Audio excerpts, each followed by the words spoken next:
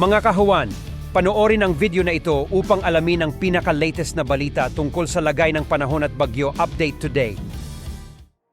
Ito na ang ating update sa magiging tayo ng panahon sa susunod na 24 oras. Patuloy pa rin ang epekto ng northeast monsoon o yung malamig na hanging amihan dito sa area ng extreme northern Luzon. Samantala, ito namang easterlies o yung mainit na hangin galing sa Karagatang Pasipiko ang umiiral sa nalalabing bahagi ng ating bansa. At dahil sa easterlies, ngayong araw makakaranas pa rin tayo ng maulap na kalangitan na may mga kalat-kalat na pag-ulan, pakulog at pagkidlat sa silangang bahagi ng southern Luzon at ng eastern Visayas. Samantala, dahil naman sa amihan, makakaranas rin tayo ng mga kaulapan na may onting pag-ulan sa areas ng extreme northern Luzon. Sa nalalabing bahagi ng ating bansa ay fair weather conditions sa ating inaasahan.